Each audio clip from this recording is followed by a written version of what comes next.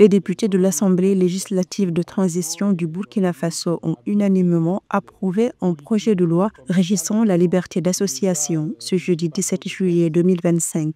Ce texte, articulé en 87 articles et 7 chapitres, a pour objectif d'assainir le secteur associatif du pays. D'après le ministre de l'Administration territoriale et de la Mobilité, Émile Zebro, cette législation optimisera l'organisation des associations, renforçant ainsi leur participation aux initiatives de développement national. De plus, il a souligné que l'entrée en vigueur de cette loi devait rapporter plus de 2 milliards de francs CFA à l'État burkinabé.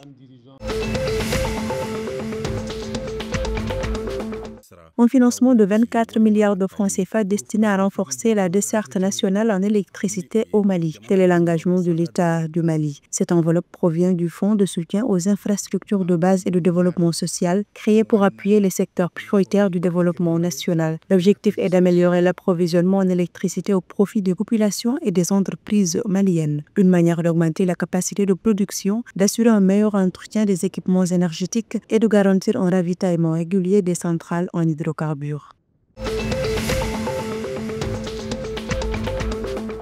Le Togo projette de mettre en place un projet national d'assurance agricole. C'est dans cette perspective qu'un atelier de concertation s'est tenu les 10 et 11 juillet 2025 à Lomé, réunissant les autorités en charge de l'agriculture, les acteurs du secteur ainsi que les partenaires techniques et financiers. Cette rencontre visait principalement à recueillir les opinions, attentes et préférences des parties prenantes en matière d'assurance agricole. Les contributions ainsi récoltées serviront à l'élaboration d'un plan d'action en faveur de la promotion de l'assurance indicielle au Togo selon le ministère de l'Agriculture.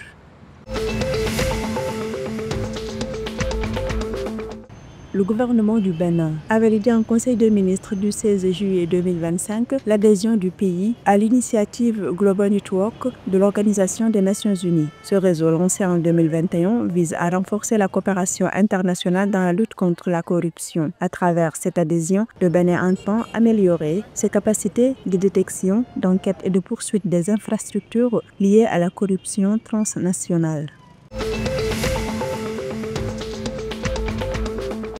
Ce vendredi 18 juillet 2025, l'équipe nationale féminine de basketball du Sénégal a reçu le drapeau national des mains de la ministre de la Jeunesse, des Sports et de la Culture en vue de sa participation à l'Afro-Basket féminin Abidjan 2025. En prélude à la compétition, les Lions du Sénégal effectueront des matchs amicaux à Abidjan dans le cadre de leur préparation. Logé dans le groupe C, le Sénégal affrontera l'Ouganda et la Guinée. La 30e édition de l'Afro-Basket se déroulera en Côte d'Ivoire du 27 juillet au 3 août 2025.